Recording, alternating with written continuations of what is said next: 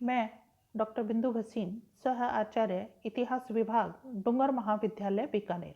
आज मैं द्वितीय वर्ष के विद्यार्थियों को प्रथम प्रश्न पत्र के मोहम्मद बिन तुगलक पर अपना व्याख्यान दूंगी। अगर हम उसके प्रारंभिक जीवन के बारे में जानना चाहें तो पता लगता है कि वह एक सीमांत शासक का पुत्र था। उसका पालन पोषण एक सैनिक की भांति हुआ था। वह बड़ा ही महत्वाकांक्षी था और दिल्ली के सिंहासन को प्राप्त करना चाहता था। 1320 ईस्वी में जब उसका पिता गयासुद्दीन सुल्तान बना था तो उसने स्वयं को युवराज घोषित करके उलुगु खां की उपाधि उसने धारण कर ली थी। 1321 ईस्वी में वारंगल की चढ़ाई में उसे कटु विफलता का अनुभव हुआ था, लेकिन 2 वर्ष के बाद ही उसने वारंगल के राजा को पराजित करने में भी सफलता हासिल कर ली थी। 1325 ईस्वी में उसे अपने पिता का वध करना पड़ा। क्यों? क्योंकि वह अपने इस उद्देश्य की पूर्ति के लिए ज़्यादा अधिक समय तक प्रतीक्षा नहीं करना चाहता था। जब वह तुगलकाबाद की गद्दी पर बैठा तो 40 दिन बाद वह राजधानी दिल्ली में उसने अपना प्रवेश किया। कहा जाता है कि उसका शानदार ढंग से राज्याभिषेक हुआ। बर्नी लिखते हैं कि उसका नगर प्रवेश से पूर्व दिल्ली को बहुत सुंदर ढंग से सजाया गया था। गुंबदें निर्मित की गई थी, मार्गों को सुंदर वस्त्रों से अलंकृत किया गया था और सुल्तान बनने के उपलक्ष्य में राजधानी में ढोल बजाए गए थे। सुल्तान ने जनता में सोने और चांदी की बिखेर की थी। सिंहासन प्राप्त करने में कहते हैं उसे किसी के भी विरोध का सामना नहीं करना पड़ा था। इतिहासकारों का मानना है कि सुल्तान बनते समय मोहम्मद तुगलक को जितनी अनुकूल परिस्थितियां मिली शायद ही किसी अन्य शासक को मिली होंगी। लगभग समूचा भारत दिल्ली की अधीनता में था। सल्तनत के सभी अमीरों और अधिकारियों और जनता ने उसके राज्यारोहण का स्वागत भी किया और समर्थन भी किया। राजकोष में तो धन की कोई कमी नहीं थी। क्यों? क्योंकि उसके पिता से विरासत में उसे एक सुसंगठित और व्यवस्थित प्रशासन व्यवस्था मिली थी। वह स्वयं भी योग्य और बहुमुखी प्रतिभा का व्यक्ति था। फिर भी उसे अंत में घोर असफलता का मुंह देखना पड़ा था।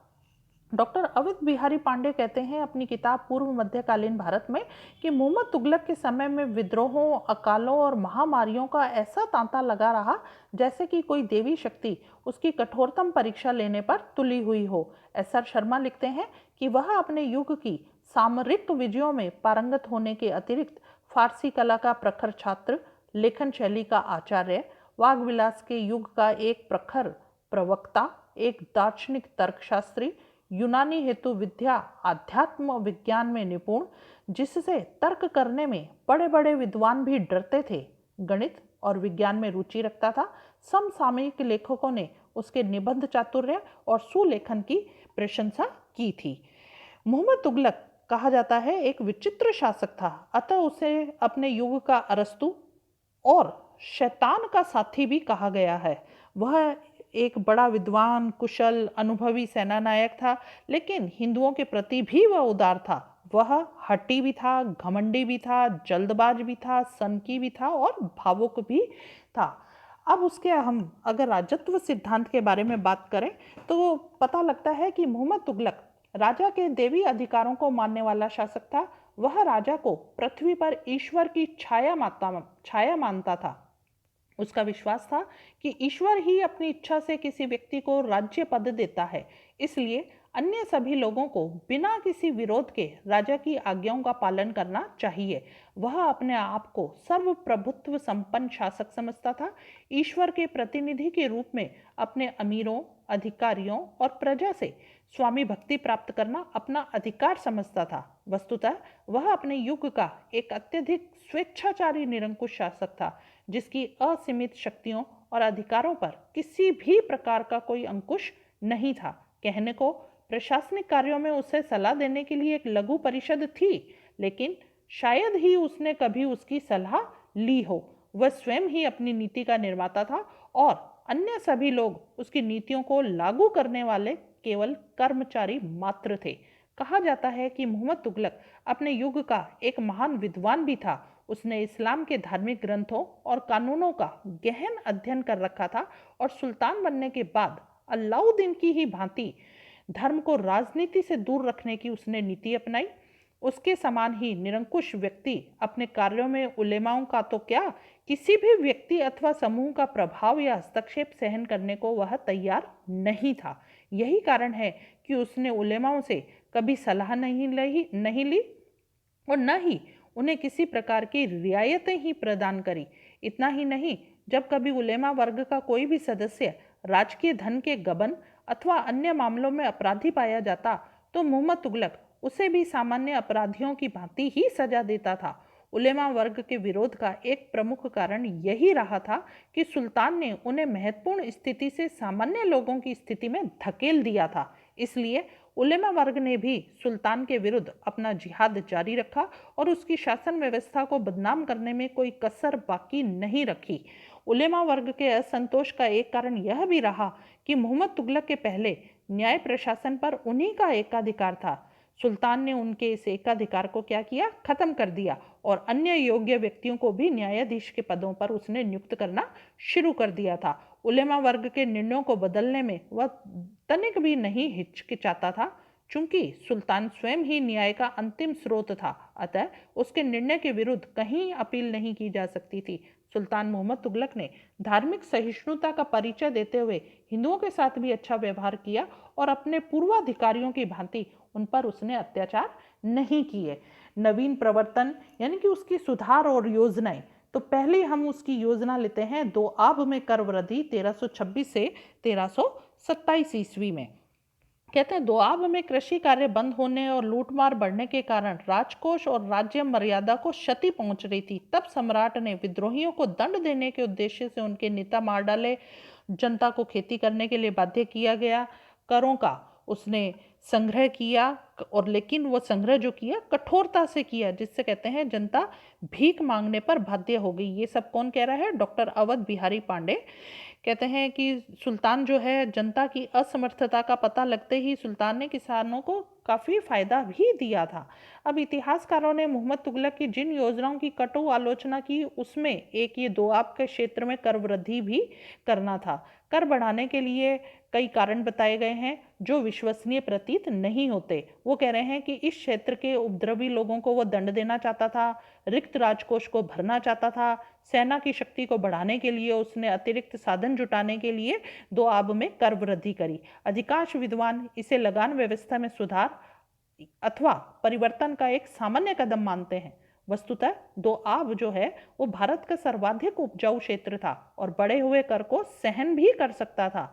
बाद में लागू की गई योजनाओं से यह स्पष्ट हो जाता है कि जो सुल्तान का राजकोष जो था वो रिक्त नहीं हुआ था और उपद्रवी लोगों को दंड देने के लिए उसके पास और भी बहुत कदम थे। मूल प्रश्न जो है वो कर वृद्धि की दर का है, यानी कि कितना कर बढ़ाया गया। मुस्लिम इतिहासकारों ने जो विवरण दिया है उसे किसी भी स्थिति में सही नहीं माना जा सकता। बर्नी लिखता है कि 10 से 20 गुना कर बढ़ा दिया गया। याहिया कहते हैं कि इस कथन की पुष्टि ही नहीं करता, अपितु वह लिखता है कि बढ़े हुए कर के साथ मकान कर, चराई कर को भी लागू किया गया। निजामुद्दीन के अनुसार 10 गुना कर वृद्धि की गई थी और फरिश्ता बताता है कि 3 या 4 गुना कर बढ़ाया गया। इसके विपरीत आधुनिक विद्वानों का मानना है कि कर वृद्धि बहुत कम की गई थी। आशीर्वादी लाल श्रीवास्तव का मत है कि भूमि कर में किसी प्रकार की वृद्धि नहीं की गई थी, बल्कि मकानों, चारागाहों आदि पर अन्य कर बढ़ाकर सुल्तान अपने राजस्व में 5 से 10% तक की वृद्धि करना चाहता था। उनका यह मत हमें विश्वसनीय प्रतीत होता है। अब इस योजना की असफलता के कारण भी अगर हम देखना चाहें तो पता लगता है कि दोआब में जो कर वृद्धि की गई थी वह अधिक तो नहीं थी, परंतु यह वृद्धि जो थी अनुकूल स्थितियों में नहीं की गई थी। संयोगवश उस समय दोआब का क्षेत्र वर्षा की कमी के कारण अकाल की चपेट में आया हुआ था। इससे किसानों में उदासी छाई हुई थी और जब बढ़े हुए करों को सख्ती के साथ वसूल किए जाने लगा तो लोगों का असंतोष भड़क उठा और कई स्थानों पर उन्होंने विद्रोह कर दिए थे। सुल्तान के आदेश से अधिकारियों ने कठोरता के साथ जब विद्रोहों का दमन किया, जिससे दोआब की स्थिति और अधिक बिगड़ गई। वस्तुतः सारा दोष सरकारी अधिकारियों का रहा, जिससे सुल्तान को सही स्थिति की जानकारी नहीं दी थी। अन्यथा वह ऐसे समय में कर की वृद्धि की आज्ञा नहीं देता या उसे सख्ती से कर वसूल करने की आज्ञा तो कदापि नहीं देता, क्योंकि जब उसको सही स्थिति की जानकारी मिली तो उसने दोआब के अकाल पीड़ित किसानों को सहायता पहुंचाने का पूरा प्रयास किया था। किसानों को बीज दिए, हल बैल आदि के लिए ऋण भी उसने वितरित किए थे और सिंचाई के लिए नए कुएं और नहरें भी खुदवाई थी। परंतु कहते हैं सुल्तान द्वारा ये जितनी भी सहायता दी गई वह विशेष राहत नहीं दे सकी किसानों को, क्योंकि यह कदम जो उठाया गया था वो काफ़ी देरी से उठाया गया था। डॉक्टर ए एल श्रीवास्तव लिखते हैं कि इससे कोई लाभ तो नहीं हुआ, क्योंकि ये सहायता कार्य काफ़ी देर से किए गए थे और सहायता का प्रयोग जो था किसानों ने क्षुधा पूर्ति के लिए किया।